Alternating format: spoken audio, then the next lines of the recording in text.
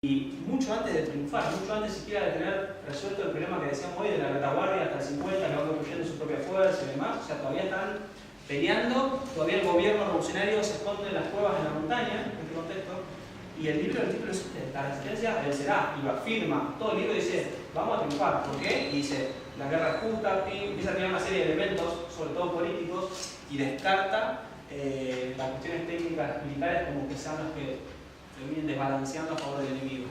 Y hace el eje en eso constantemente, mucho antes de que incluso, bueno, ni cerca de a 8 años antes del triunfo del 54, mucho más del 75 y del 73. Y están convencidos de que van a triunfar porque tienen razón, porque su guerra es justa, es el eje de su política. No sé si lo nombraste antes, porque yo me fui un ratito, pero otra cuestión importante me parece tiene que ver con la rebelión de los yanquis dentro del propio ejército yanqui, ¿no? La desmoralización que produjo, la estrategia que vos explicabas muy bien del ejército vietnamita, y cómo eso generó una verdadera revolución, o por lo menos una rebelión muy importante dentro de la fila del propio ejército norteamericano. Se explica también un poco el fin de la guerra. ¿Sí? Es una cosa que no tiene tampoco ningún ejemplo histórico similar. Es un fenómeno impresionante donde los oficiales eran atacados por los propios soldados para defenderse. Ahí hay una cuestión de clase que se impone dentro del propio ejército norteamericano, una lucha de clase contra clase dentro del propio ejército. Una cosa impresionante. Se niegan a combatir, los sectores enormes del propio ejército tienen que apuntar se desarrolla el clasismo, digamos, dentro del ejército norteamericano parece clasismo, un fenómeno impresionante. Yo tengo una duda sobre ello. ¿Cuál es el posicionamiento de China cuando ya hay un conflicto abierto con Estados Unidos? ¿En qué momento? Como en los 60 cuando empieza la guerra. Cuando empieza la segunda parte de la guerra, digamos, con los norteamericanos. China intentaba utilizar a Vietnam como prenda para dirimir sus negociaciones con Estados Unidos. Hay que pensar que sus negociaciones con Estados Unidos están en el marco porque ellos están enfrentados a la Unión Soviética.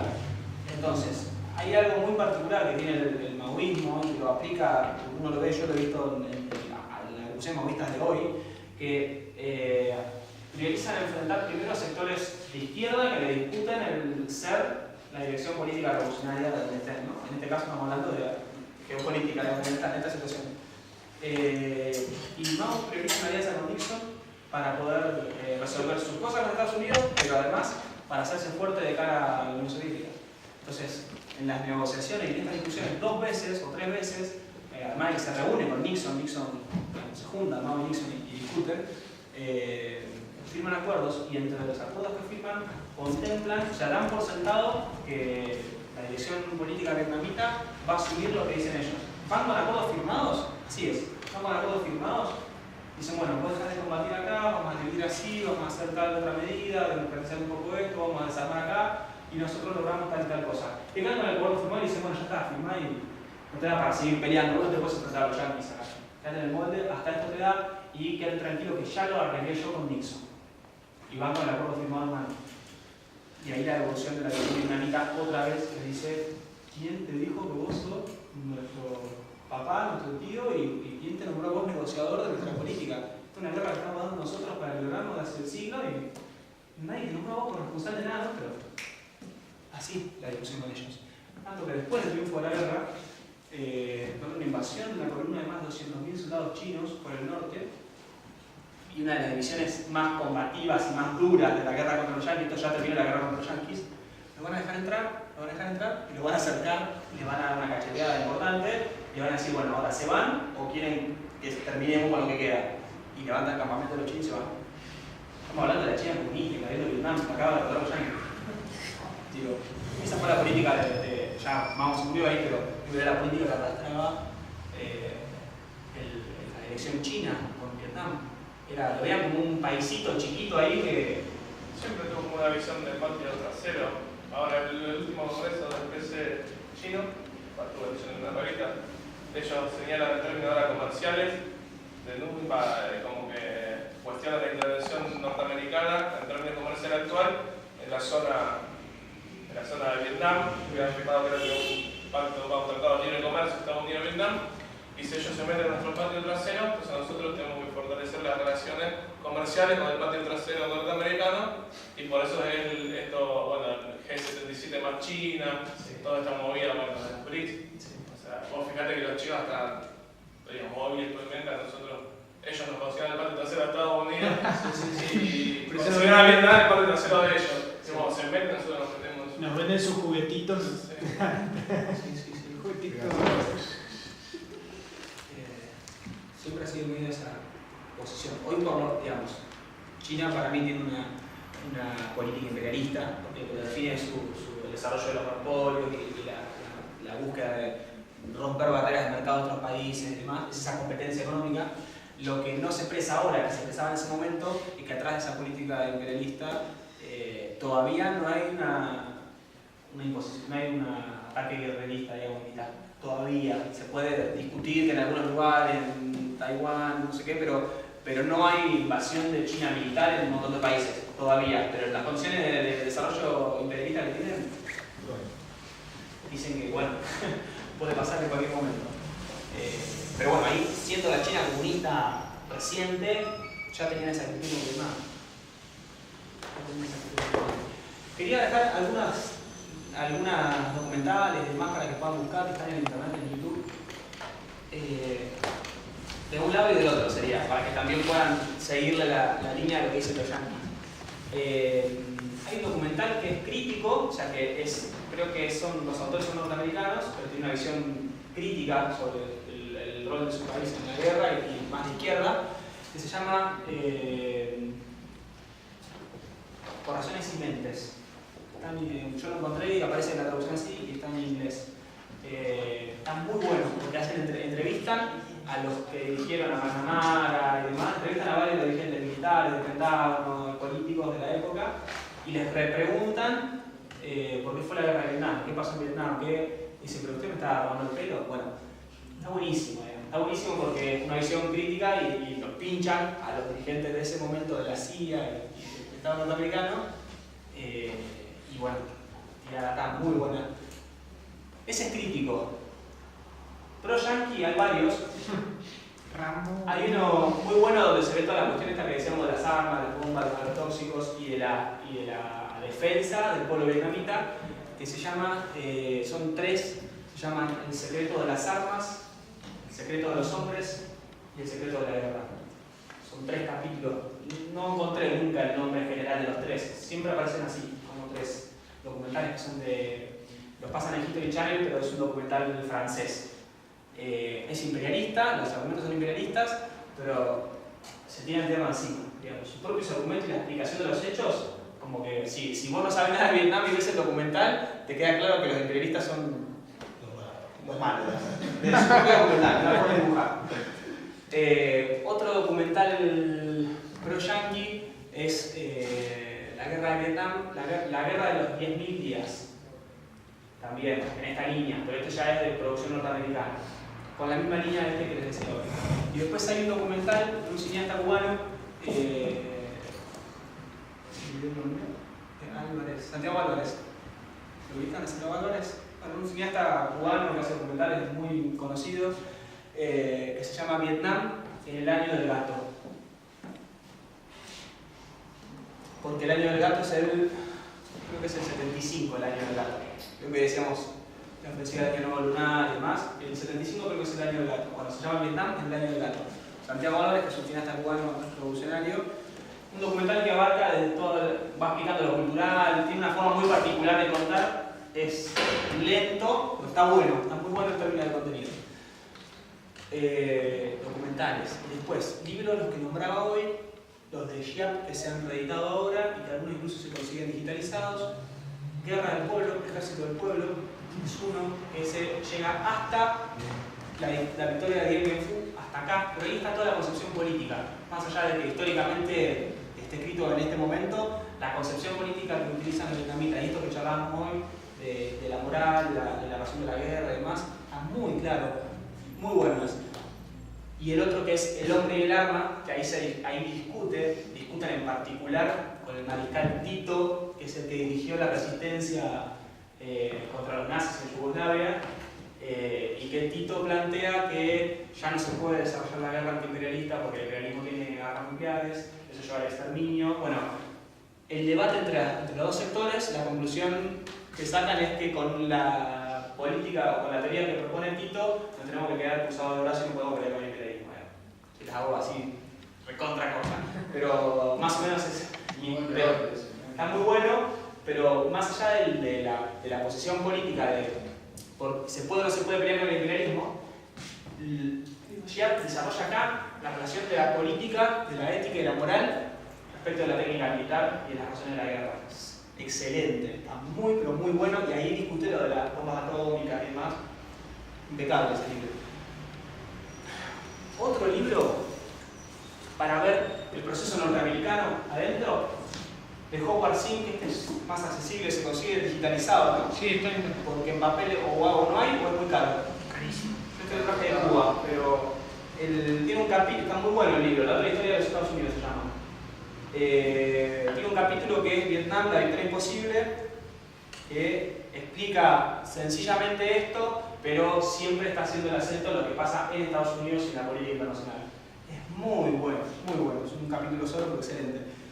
Y después, otros que lo tenemos digitalizado. Yo te lo mandé por mail, ¿no? Sí, subimos 2 capítulos, creo que sugeriste. Claro. Bueno, 2 son parte de la bibliografía, pero si a alguno le interesa puede pedir por mail el libro completo digitalizado. Eso no lo mandaste. ¿No te mandé el libro completo? Bueno, lo tenemos. Yo te hago llegar el libro entero. Vietnam, experiencias y enseñanzas. Pedro Naranjo. Pedro Naranjo es un chileno que era dirigente del MIR, del Movimiento de Izquierda Revolucionaria. Este libro se escribe en la resistencia contra Pinochet, digamos. Mandan un equipo un grupo de compañeros de la dirección del MIR a Vietnam a hacer un estudio muy profundo y finito de cómo fue ese proceso para sacar experiencias para su propia lucha contra la dictadura en Chile.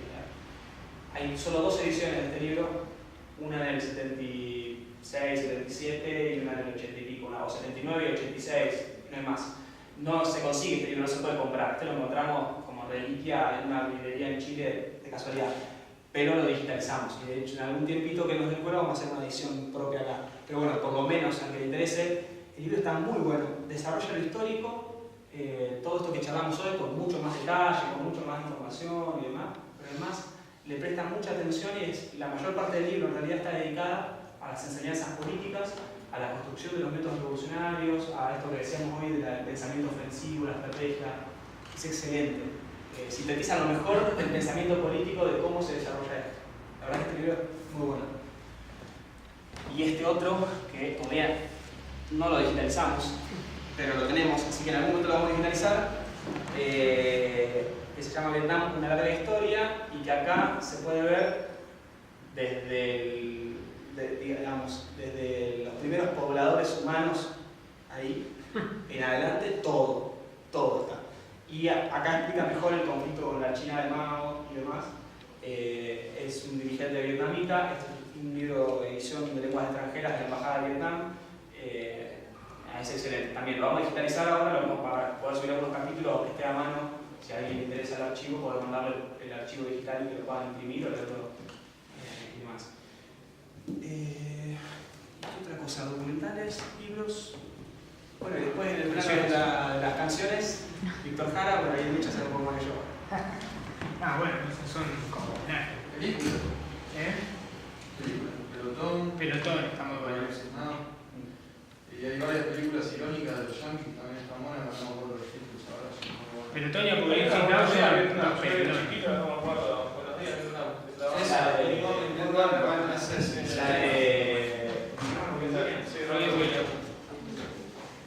Pero Pelotón y Apocalipsis Now son 2 películas imperdibles, para que no la vio ahora tiene que ver. Hay una película nació para matar, creo que es en Vietnam que se sucede. Muestra todo el ejército yanqui, la dominación moral e intelectual, que el tipo se vuelve loco y se suicida. Nació para matar, buenísima, yo no sé qué es más famosa de lo que buenísima. Hay una película que se llama Los Túneles. Es, digamos, una película muy, muy mala. Sí, pero en realidad es como si fuese una especie de película y dice, bueno, me pongo una cámara dentro de la selva y solamente filmo una pequeña escaramuza. Y hago una película con esa pequeña escaramuza. ¿Está? Y te vean minimalista, por decirlo, no sé si sería. Y la cuestión es que, pero está bueno porque en realidad retrata, no sé, una trinchera yanqui y confrontando con una pequeña unidad vietnamita que los enfrenta, ¿no?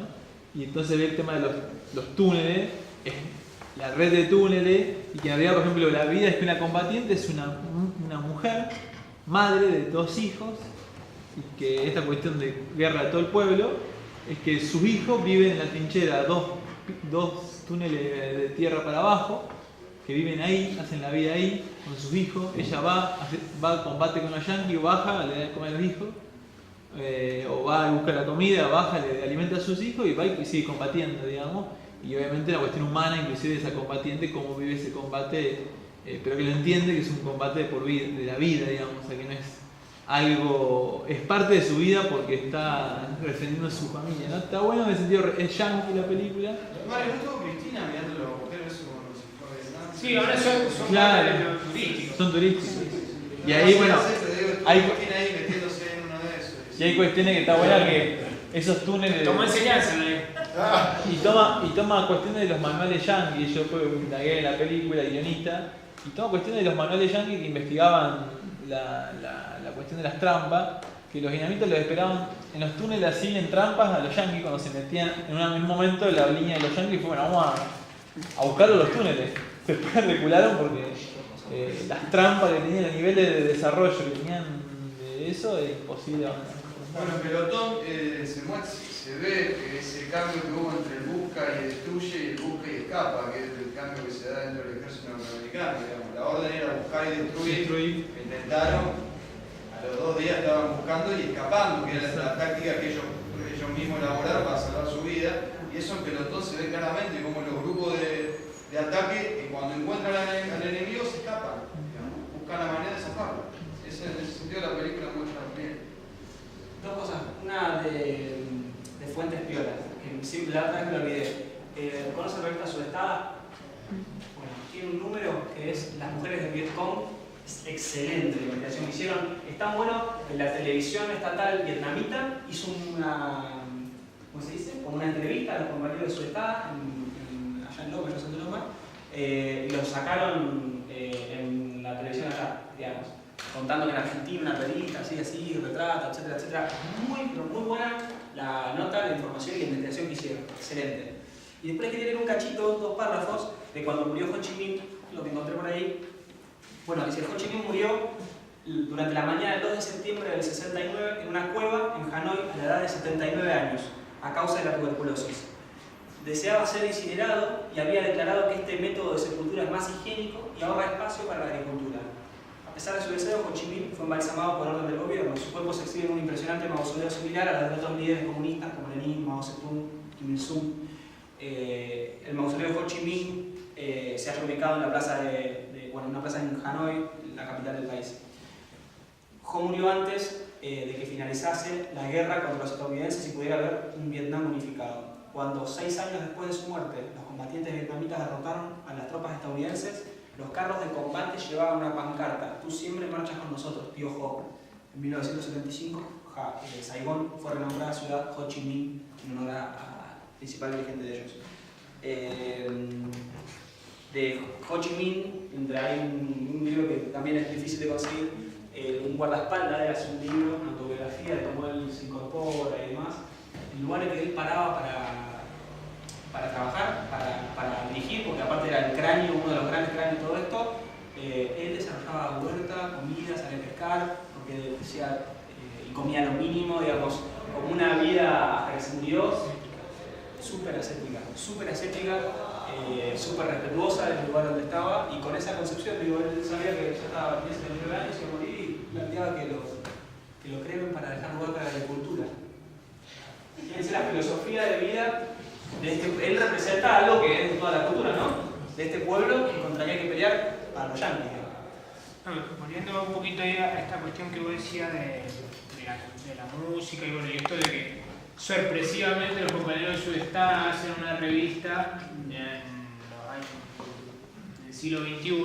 Bueno, ahí durante los 60, 70, digamos, hay 15 o 20 canciones que hablan de Vietnam, inspiradas en Vietnam, bueno, todos los chilenos, bueno, Dalí Primera, hay un tema de Primera, hay un tema de un inglés que se llama Ewan McCall, que hace canciones así combativas, tiene un tema que se llama Ho Chi Minh, que está buenísimo. Hay un tema de Clash. Un disco está dedicado a la revolución vietnamita. O sea, hay toda una inspiración hacia el mundo, digamos, de lo que era Vietnam. Por ahí, si no hay otra pregunta, seguimos charlando informalmente. Si quieren, bueno, no sé si vos trajiste... Yo traje un libro para darle a ustedes una recopilación de artículos que hicimos en la cátedra sobre la revolución, la guerra que Estados Unidos perdió. Ahí se lo di a la mano para que... Buenísimo.